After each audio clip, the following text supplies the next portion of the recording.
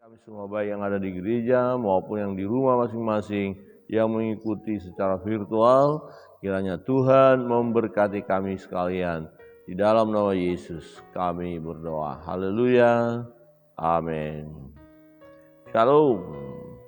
Ya, puji nama Tuhan, pagi hari yang indah ini kita kembali boleh datang kepada Tuhan, memuji, menyembah, memuliakan Dia.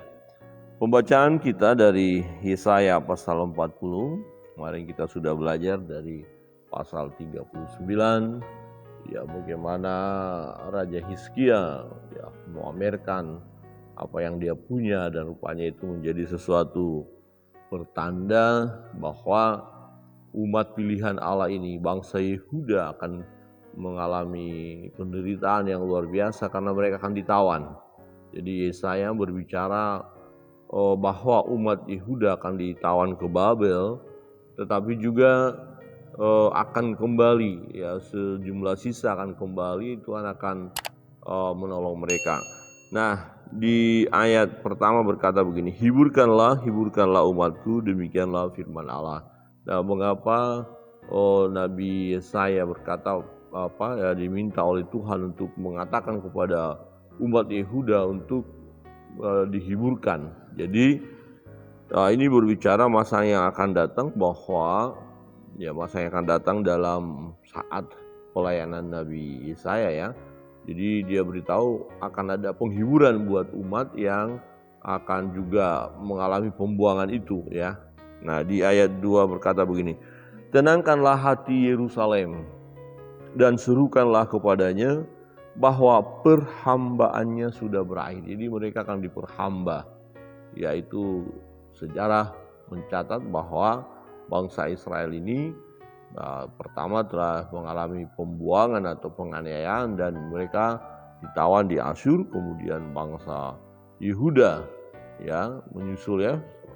Bangsa Yehuda ditawan atau dibuang ke Babel. Jadi Yesaya berbicara kepada jemaat atau umat Yehuda, Yehuda yang akan segera dibuang, tetapi kalau nanti dibuang akan ada pemulihan, ya. Serukanlah kepadanya bahwa perhambaan sudah berakhir, bahwa kesalahannya telah diampuni. Jadi mengapa mereka sampai masuk kepada pembuangan itu, diperhamba oleh Babel? Karena memang kesalahan mereka, dosa mereka, ya. Dan setelah dosa mereka diampuni oleh Tuhan, maka terjadi pemulihan. Ya, terjadi pemulihan. Sebab ia telah menerima hukuman dari tangan Tuhan. Ya, 2 kali lipat karena segala dosanya, jelas.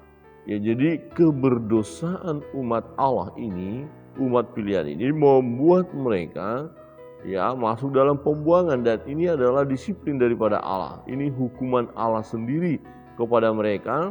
Selama 70 tahun ada di pembuangan di Babel, tetapi kemudian Tuhan memulihkan mereka.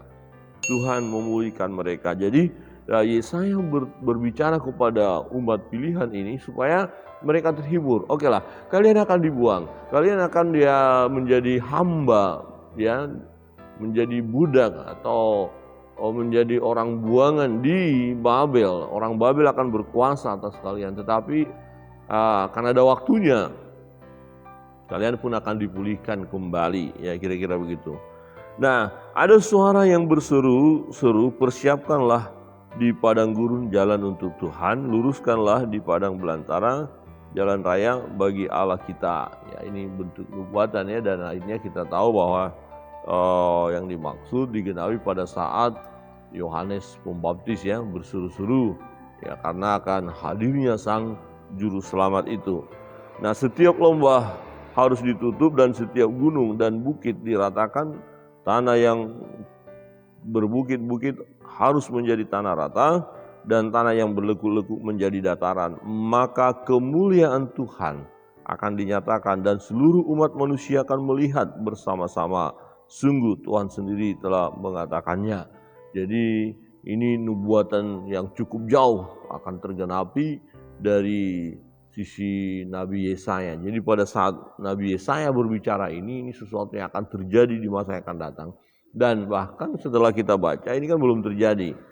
Ya, nanti kedatangan Kristus kedua kali. Jadi ini masih dalam penantian kita.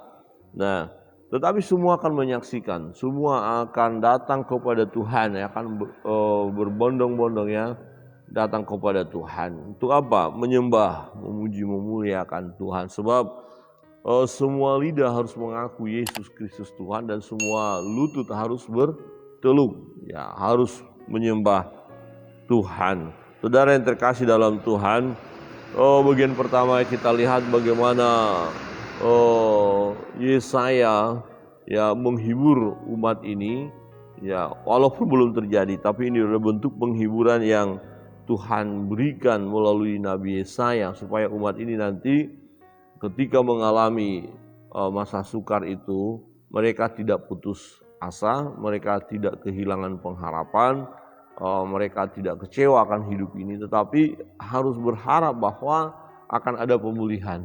Jadi penting Bapak Ibu Saudara yang terkasih dalam Tuhan, dalam perjalanan hidup kita, manakala kita mengalami masa-masa sukar, maka kita memandang kepada Allah dan harus punya keyakinan bahwa Tuhan akan menolong kita. Tuhan akan membuatnya atau melakukan yang terbaik bagi kita. Ya, ini penting. Jadi kita akan terhibur manakala di masa sukar kita ingat akan Allah yang Maha Kuasa, yang sanggup melakukannya bagi kita. Saudara yang terkasih dalam Tuhan, dalam bagian ini juga kita mau coba lihat di ayat 25, siapakah Allah kita yang sanggup melakukan ya seperti itu. Dia dahsyat.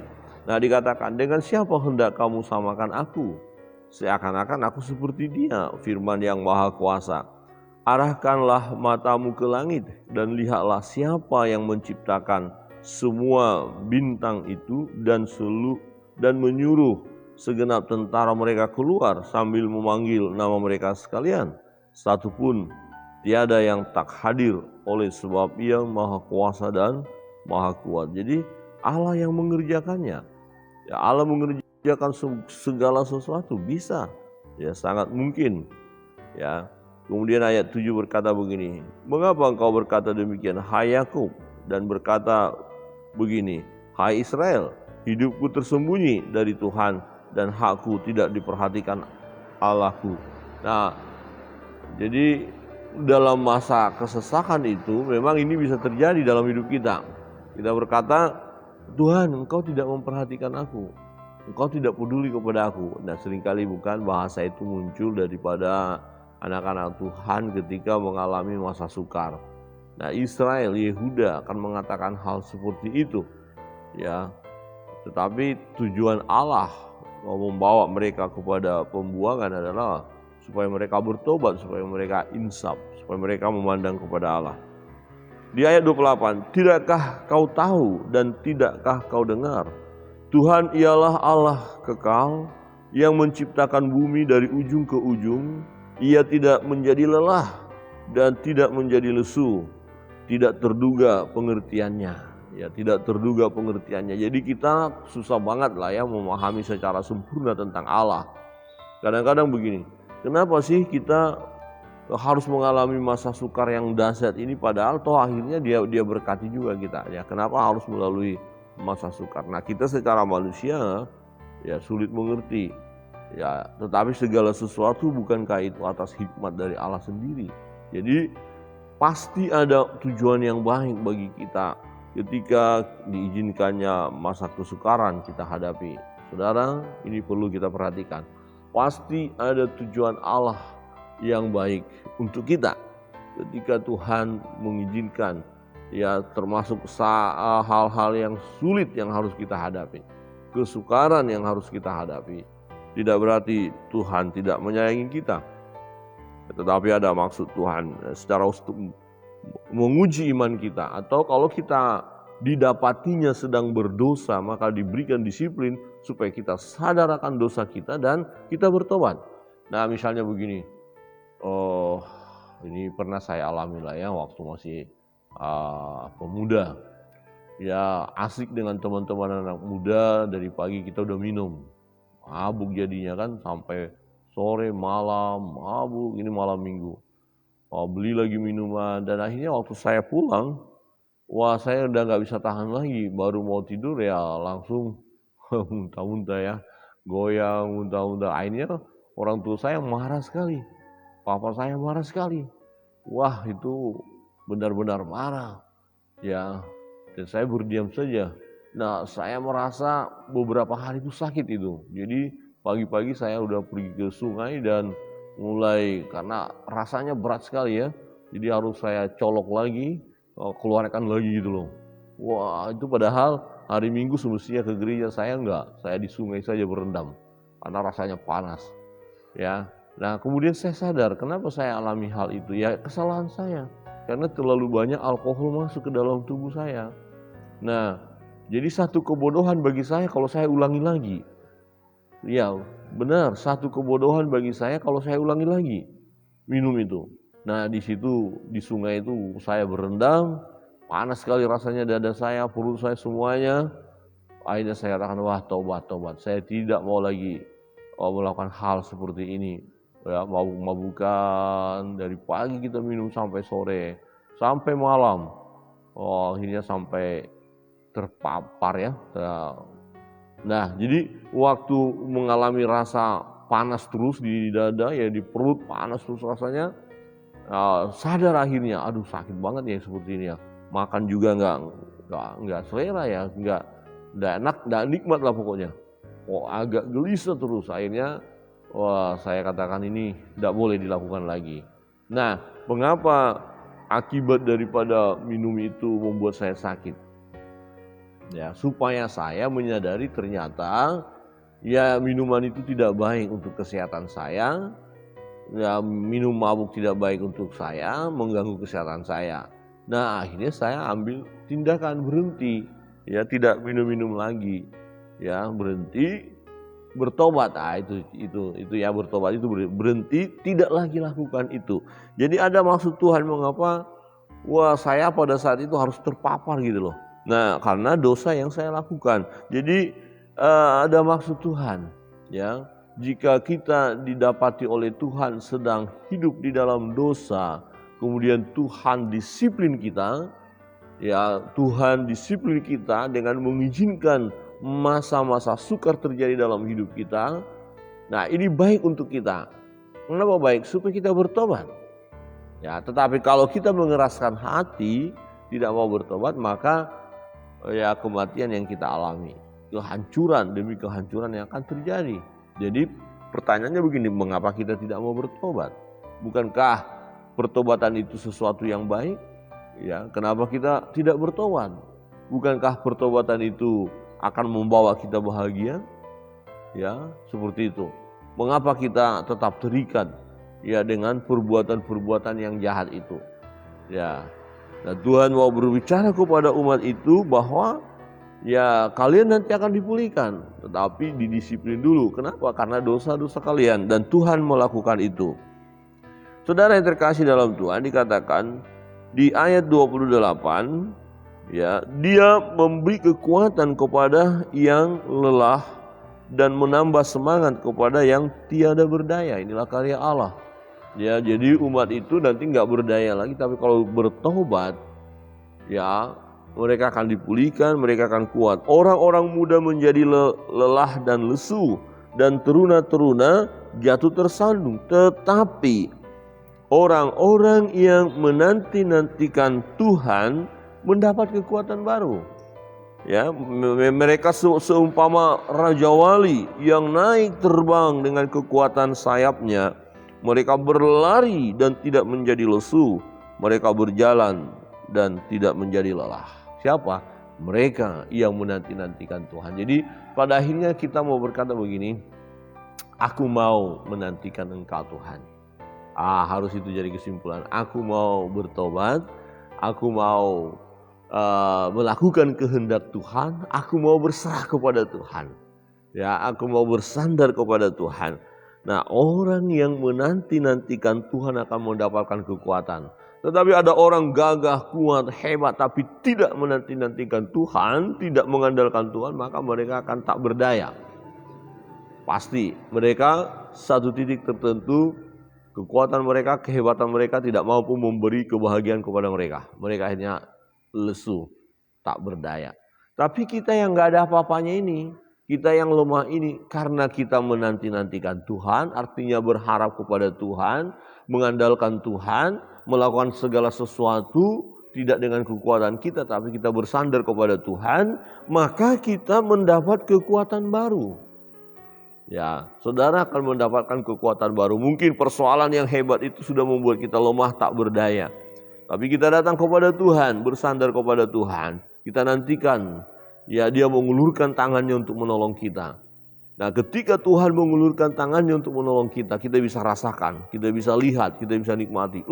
Ada sukacita, ada kekuatan baru, ada semangat baru. Bahkan kita bisa lihat sendiri terjadi mujizat demi mujizat. Amin. Jadi nantikan Tuhan. Mereka seumpama Raja Wali yang naik terbang dengan kekuatan sayapnya. Kalau kita melihat burung Raja Wali, dia udah naik ke atas. Wah, menikmati sekali rasanya ya. Hebat sayapnya itu, kepak-kepaknya itu membuat dia bisa semakin tinggi. Dan ketika di atas dia, begitu tenangnya. Jadi kalau kita menantikan Tuhan, percayalah, memang ada masalah tantangan yang harus kita hadapi, tapi seperti burung Raja Wali tadi dengan kepak sayapnya dia naik. Jadi di atas persoalan-persoalan itu kita bisa naik loh. Kita terus, ada beban, naik terus, jangan hiraukan beban itu. Artinya jangan membuat kita beban itu membuat kita loyo, enggak. Tapi di atas persoalan, di atas beban, di atas tantangan itu kita tetap naik. Ya, sebab setelah kita sudah naik tinggi, persoalan udah di bawah loh. Setelah kita di atas, kita tinggal santai saja. Nah, kira-kira waktu kita naik pesawat itu yang susah kan mulai dari bawah ke atas itu pertengahan, mulai goyang. Kalau udah di atas sama sekali kan tenang banget, tidak ada awan pun tidak, apapun tidak, jadi udah tenang. Nah, tetapi untuk mencapai ke atas itu kan perlu tantangan, pergumulan. Ya seperti burung Raja Wali tidak enak-enak langsung tenang, dia harus kepak dulu, terus naik dulu. Ya, jadi ada kekuatan seumpama Raja Wali yang naik terbang dengan kekuatan sayapnya. Kemudian berikut, mereka berlari dan tidak menjadi lesu. Mungkin ada di antara kita udah mulai lesu dengan persoalan-persoalan yang terjadi saat ini, keadaan dunia saat ini. Nah, secara manusia wajar mulai kita lesu, mulai tak berdaya. Tetapi kalau kita menantikan Tuhan, kita menjadi tidak lesuh, kita menjadi semangat, kita menjadi bergairah, dan kita tetap memuliakan Tuhan. Untuk itu nantikanlah Tuhan. Mereka berjalan dan tidak menjadi lelah. Kadang-kadang perjalanan hidup ini bisa kita berkata rasanya sudah lelah, capek begini terus. Nah, apalagi ada penyakit yang kita alami tidak sembuh-sembuh, kita bisa berkata udah capek saya. Tuhan, capek saya, lelah gitu ya. Ya secara manusia ada kalanya kita memang mengalami itu, tetapi kalau kita datang kepada Tuhan, maka kita jadi nggak lelah. Kenapa? Karena tetap bisa bersyukur. Sekalipun dalam kondisi lemah tadi, kita tetap berkata, puji Tuhan. Bahkan saya melihat ada orang-orang yang sakit, sudah lama sakitnya, memang sakit ini tidak bisa disembuhkan lagi, tinggal nunggu aja Tuhan manggil. Tapi dia tahu, justru pada saat dia tahu dia akan dipanggil Tuhan dalam waktu dekat, dia semakin bersemangat, bahkan membuat karya-karya untuk dinikmati oleh orang lain. Jadi dia jadi berkat. Ya, sebelum dia meninggalkan dunia, dia menjadi berkat. Ini kan sesuatu yang luar biasa, Bapak Ibu. Bukan dia menjadi lesu, lelah, enggak. Dia tahu bahwa dia akan meninggal karena penyakit yang dialami. Tapi dalam kondisi itulah dia bersaksi. Ya, ada orang-orang yang sakit justru dia menguatkan orang-orang yang sehat. Ketika orang sakit itu bersaksi, orang yang sehat mulai, luar biasa. Dia hebat ya, dia aja sakit begitu masih tetap menunjukkan kasih Tuhan, ya tetap bisa bersaksi. Jadi malu kita yang sehat, ya nggak mau bersaksi tentang kemuliaan Tuhan, kuasa Tuhan yang kita alami. Sementara ada orang yang sakit saja, ya dia masih bisa bersaksi.